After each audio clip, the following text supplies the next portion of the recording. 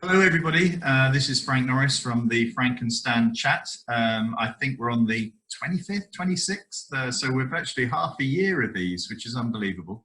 And as you can see, my good friend Stan Johnson is with us this morning. Hello Stan. In a different situation, slightly turned 90 degrees due to an upgrade on my laptop that's not happened yet. So well, it's a computer. So you're in the same room anyway, but just a different... Yeah, artificially lit. As you can see, we have a guest this morning. It's John Stevens. Good morning, John.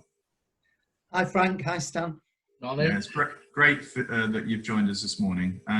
John, so that those people watching have some idea, who you are and what you do, could you just let everybody know what your role is and how perhaps we have met in the past? Sure, yeah. I'm the Chief Executive of Bright Futures Educational Trust, which is a multi-academy trust. It has 7 schools, so that they're primary, secondary and special.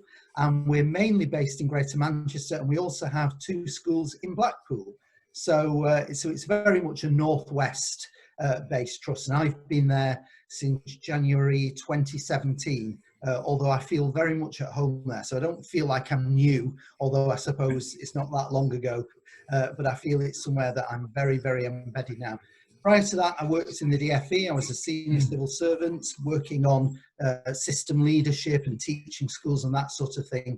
And I think, Frank, you and I first met when you were the HMI for Salford, when you did our joint area review, I think.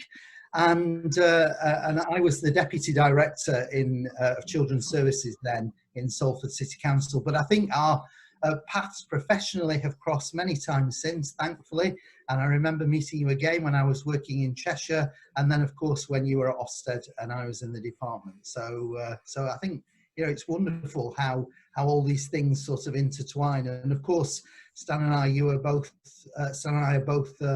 in the same city at the moment, because we both live in the same place. On our way to Wembley on Saturday. Indeed. In spirit only, though. Sadly. Yeah, I did go down yesterday to wave the team off. Oh, did you? Yeah, we did. Okay, well, it's great that John's joined us, and I think what John will be able to provide is, sort of insights into the issues that Stan and I are not facing, which is basically leading schools and troops during this sort of very difficult time. So the ground rules are as normal, so we try and not slag anybody off. We're trying to be positive, and although as the weeks have rolled on, I think we thought it couldn't get any worse, or no, surely that couldn't happen, but yes, it did. I think that we are in a very interesting period at the moment, with potential tier 3 lockdown for Salford and for Stockport, where I live, and a battle royal going on between local leaders and central government in terms, I think, of funding. But anyway, perhaps as this recording rolls on, we might have an answer to that. Anyway, what's caught your eye this week, Stan?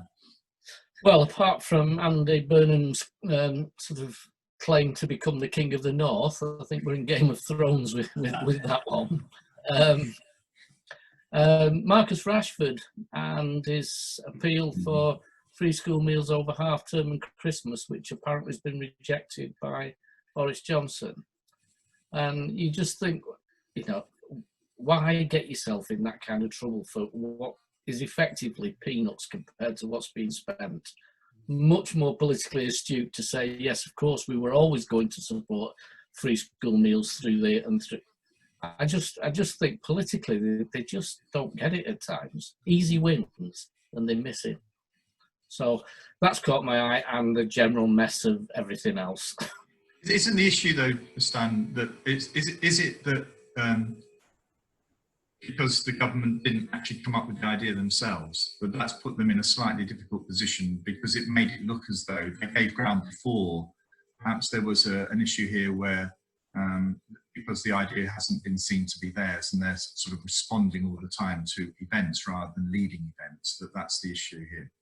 But it's never stopped them before by saying this was always our idea. I think it wasn't long ago that some Conservative claimed to have started the National Health Service. So, I mean, I don't think they're beyond saying, no, we always meant to do it.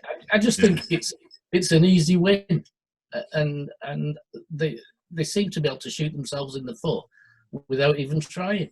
Yeah. Well, Well, what's caught my eye this week is a little band that was made by my granddaughter, my 9-year-old. So I tweeted about it, and so this is the band.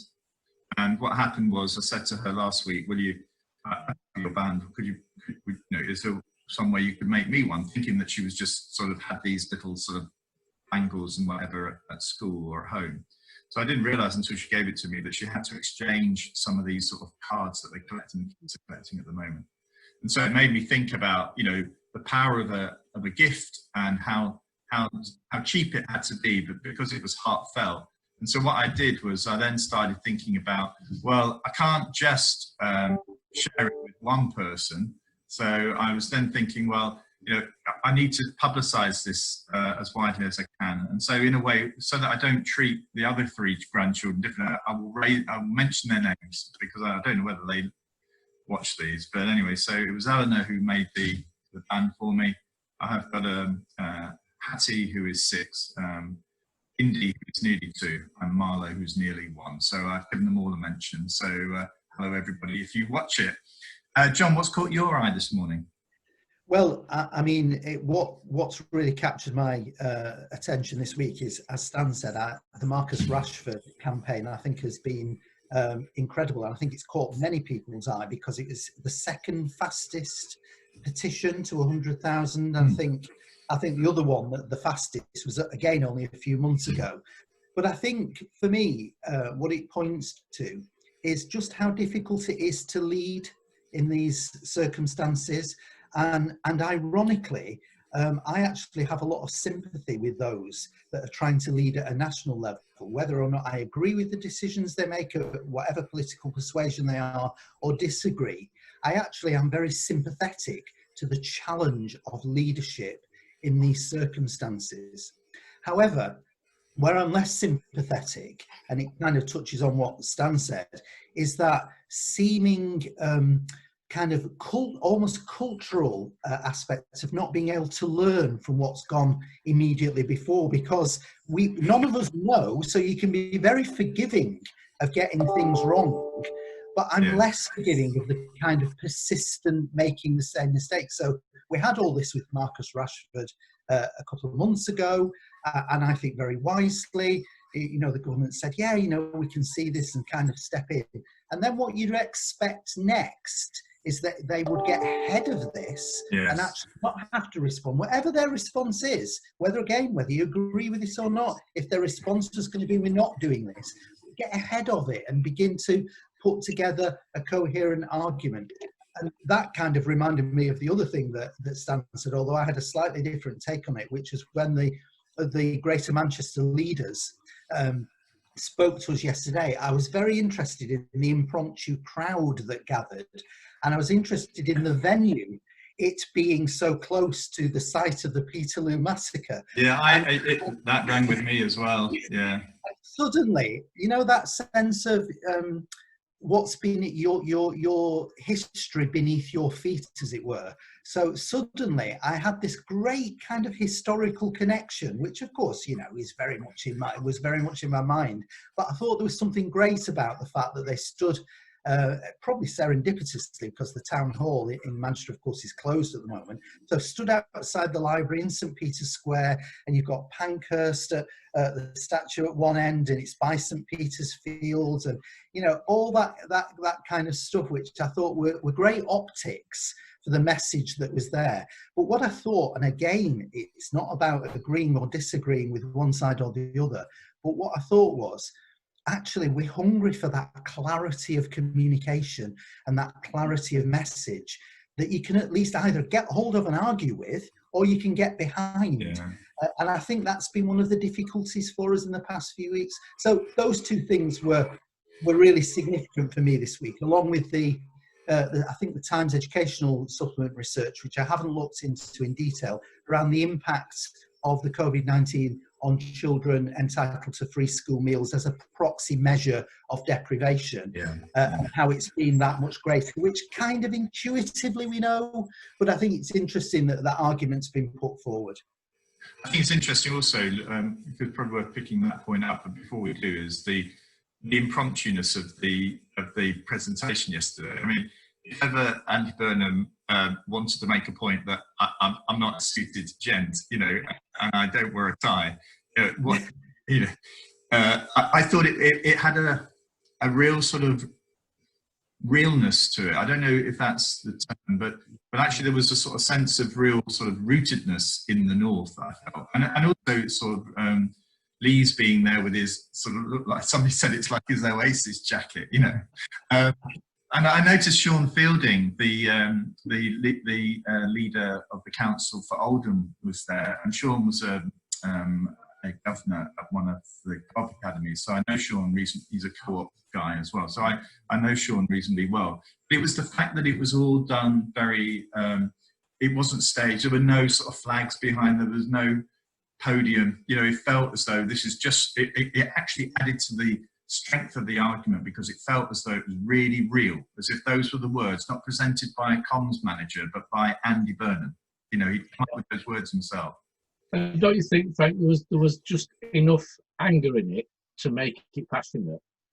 Yeah. I actually think they'd been wound up enough to say, right, I know some of it was scripted, but I think the sort of lines that came off script were the powerful ones, and ones that made you think, actually, yeah, there is a real point to this.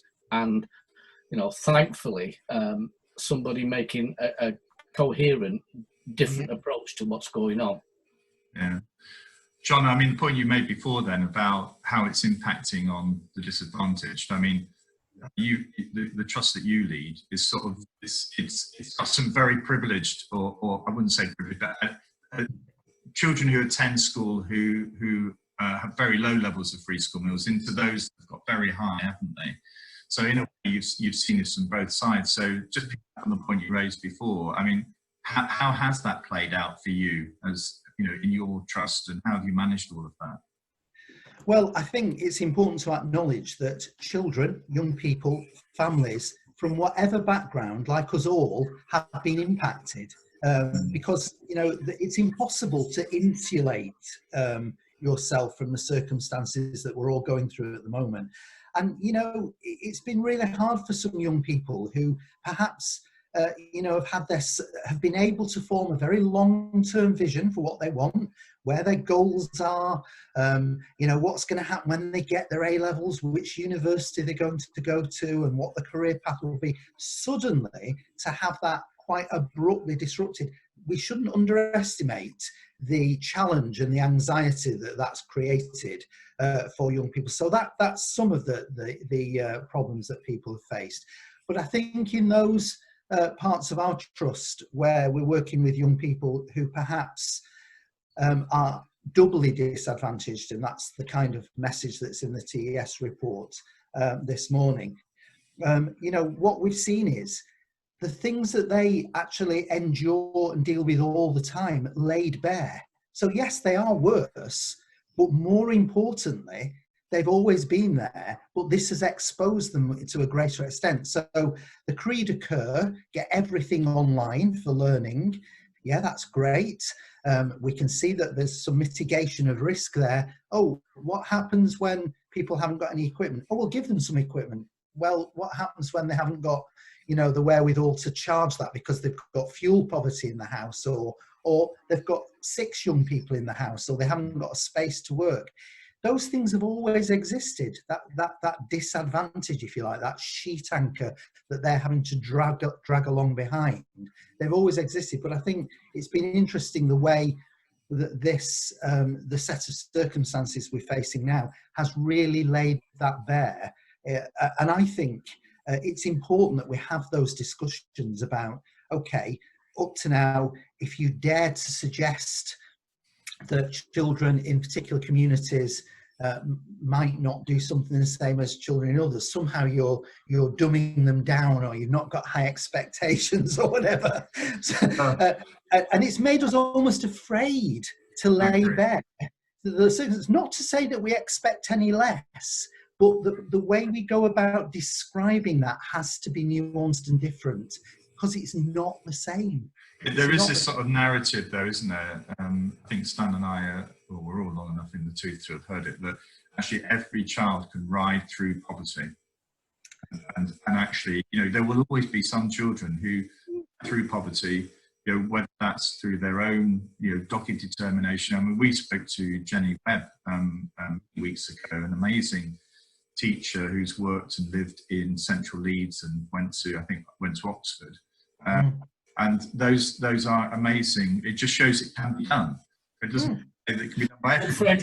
My great worry about it can be done is we're talking about odd individuals managing to do that, not the great majority. And I think the difficulty we have is when we see success, everybody relaxes a little bit and says, see, it can be done. It's down to individuals having some bit more tenacity, a bit more grit. And they've no real concept of the challenges that they're talking about. A little bit of grit will sort out. It's also a sense that, you know, you've only really achieved if you do that. If you Yes. there and then get to Oxford and then you go back into your community. I mean, me, you know, being a responsible citizen who wants to work hard, who wants to care for their family, who wants to love their neighbour, who wants to pick up the litter, who wants to do something, you know, that to me is equally worthwhile. It may not be as valued, shall we say, as other achievements, but for a civil society, those are critically important. And as a neighbour, that's the sort of neighbour I would like to have next to us, and we're fortunate we have it. You know, I'd like everybody to have the neighbours we've got. But they are civil people who know how to respect society. You know. Well, it's interesting, isn't it? How very much to the fore some of those roles that are some of the lowest paid and have quite low status in our hierarchy of professions have become. So suddenly, actually, people who work in care homes, again, it's laid bare how valuable their contribution is to society. The people who stack our supermarket shelves, that, you know, traditionally, do we call that success? But actually, where would we have been without them? The people who are driving the deliveries that come to our doors.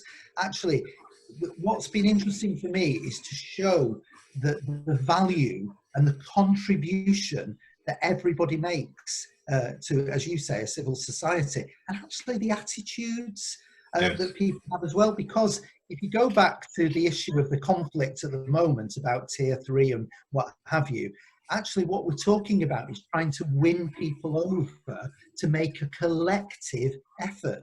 That's what we're talking about.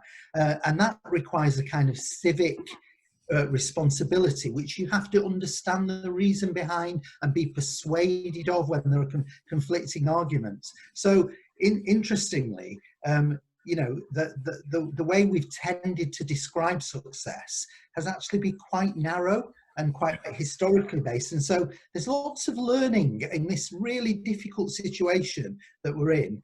There's lots of opportunity to perhaps view circumstances through different lenses and perhaps just have a bit of a rethink and a re-gauging of our value systems and the way accountability works around that. Yeah, it's interesting in my role, Stan, that I've in Blackpool now, that I'm the sort of independent chair of the Blackpool Education Improvement Board. And actually, the only data that we have at the moment that actually is reliable is attendance data.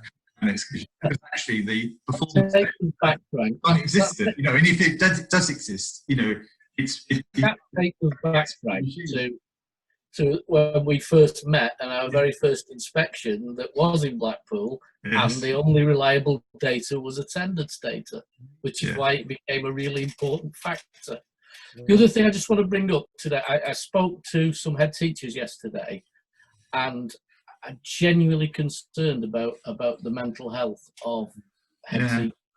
John, I don't want you to sort of reveal the mental health of your leader. No, I'm talking generally. But generally, is that something you feel? Absolutely. I'm really concerned for all leaders, anybody who has any kind of leadership role, but I think particularly those who carry that leadership responsibility at the, if you like, at the very top of an organisation, because even though we all understand it's a team effort, we know that, actually you feel it. You feel that responsibility. You feel the weight of it. You take on the responsibility for how young people are feeling, how parents and communities are, and how the staff are in feeling, and the anxieties, and you absorb so much of that. And that can't happen long term forever. And just very basic things like, you know, people are doing additional duties. So, you know, at least sometime in the day, you got a chance to put your feet up, or go and have a natter and unload to your friends in the staff room. Actually, that can't happen because you've got to be socially distant. Yes. And, you know, that idea of just falling into a chair and chatting to somebody, I think all those things. So I'm very acutely aware of that. And it's something that I keep feeding back to my colleagues and saying, you know, look, you're doing a huge amount to keep others safe, but we've also got to tend to your well-being and your safety. And, you know, you can't answer every email, and don't be beating yourself up with a counsel of perfection, because actually nobody can have I mean, actually, I think that's good advice all the time. But I think, you know, some people, really, you know, they so desperately want it to be good for the young people, and they want it to be good for the staff, and they want it to be good for communities, and so many circumstances get in the way of that, and it's very tempting, even if you do it subconsciously, to beat yourself up about that. And I've tried to make that conversation very explicit so that it is something that we can talk about. And a message that I gave to the whole of the trust, because I write to everybody once a week.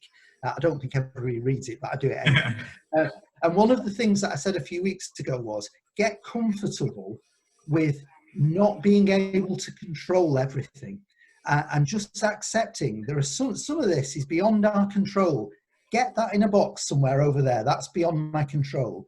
And just focus on the things that you've got some control over, because you'll drive yourself, you know, to distraction, trying to do stuff that is on shifting sand. That's just when you think you've got hold of it, it goes. Yeah, that's the theme Stan's picked up before, isn't it? Well, the other thing was that the two heads are both of challenging schools in different parts of Lancashire, both outstanding schools in their own right. One's officially an outstanding school, but both are very experienced heads, and both were saying, we're running on adrenaline only now. And there are some, you know, not just mental health issues with that, there are physical health issues when the adrenaline stops running. And you know, from two people I absolutely admire what they do. They run superb schools. To see them actually saying almost, we're almost ready now for surrender. You know, I'm finishing, I can't go across bubbles, I'm cleaning toilets out at the end of the day with the rest of the staff. That's my day. And as one said, I had to sort of supervise a child with symptoms, and we'd isolated them in the school. But then when I went home, I really felt as though I was bringing something home that you know, my husband, what does that mean? Do we stay apart? And all that kind of stuff is just so stressful and that must be happening in every single school, regardless. And I really worry about the fact that schools aren't mentioned. At the moment, the coronavirus transmission is at its most in education sector, more than any other sector, but mentioned ever on the news about transition? Not at all. One thing, because we've got about a couple of minutes to go. I know it goes so quickly. John, how does it feel actually leading a group of schools but not actually being there on a daily basis? Obviously, you're saying you write to the staff every week. Something my letters tend to be too long, I was told. But I was trying to convey a little bit of me in them as well. So how have you coped with this sort of like distance leadership type role that you've had? Well, of course, I have sensed that same anxiety, because you have this sense of wanting to do something. And actually, sometimes doing something is the worst possible thing that you can do. Actually, deliberately and I have two strategies on this: strategically doing nothing, and strategically encouraging people to ignore things. So strategic ignoring. So do you remember the days when we were having a daily update, which had like a comma changed, but you weren't quite sure it was, and in the middle of all these things. And I said to people, don't read them. Don't read them. If there's anything really significant and important in there, don't worry, we'll get to know about it.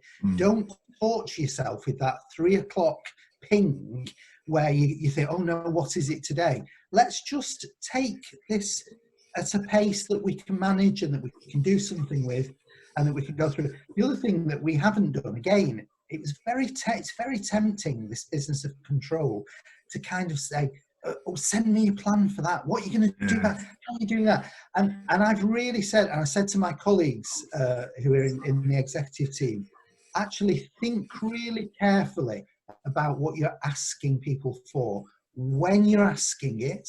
So is it a Friday? Do you really need it on a Friday? And actually, these are good rules generally, but I think, that, and I said, let's think about all the things we can do systemically that reduce pressure and reduce workload. So we've done some work around the way we do performance management, for example, where we've taken out process, and it's actually helped us to look at workload in a way that perhaps would have taken us much longer to do, but which has become urgent. So I think, we've worked hard to get out of the way where we're not needed, but to be there and to just let people know that we're alongside, that we're I'm not one of them. I'm not in there doing this every day, but I'm one with them.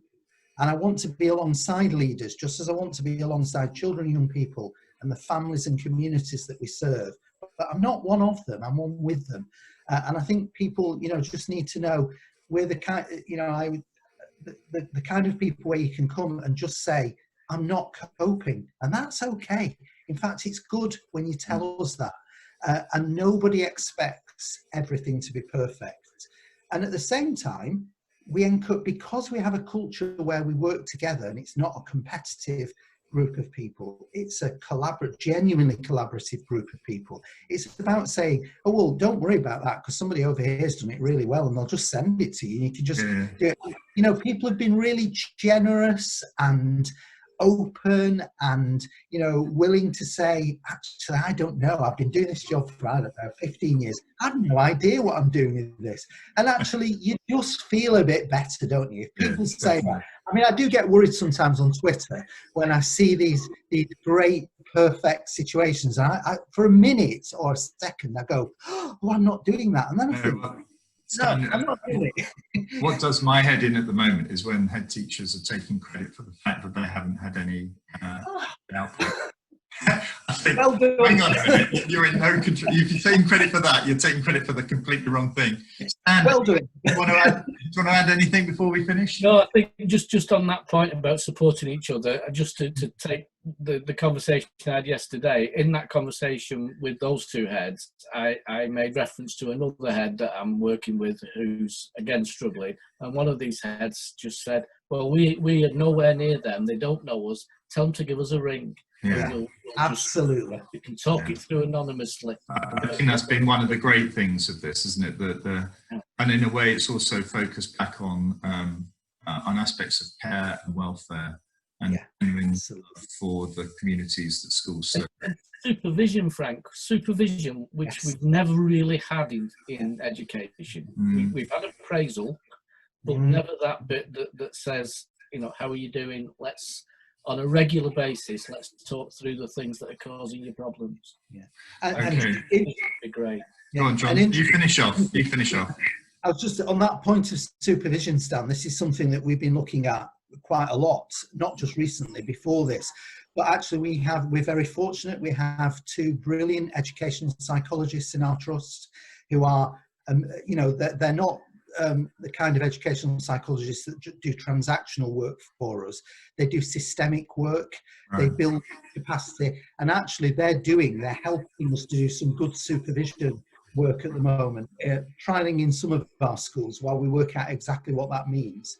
But I think that is a really important aspect of moving the profession forward. I think it's a retention issue, I think it's a recruitment issue, and I think it's, you know, as important as that kind of professional conversation you might have about standards. It's that supervision. How are you dealing with this in terms of helping people to move on? We had it in social care, of course. It was very much part of the process that you had every well, I was going to say every week. It was more like every month.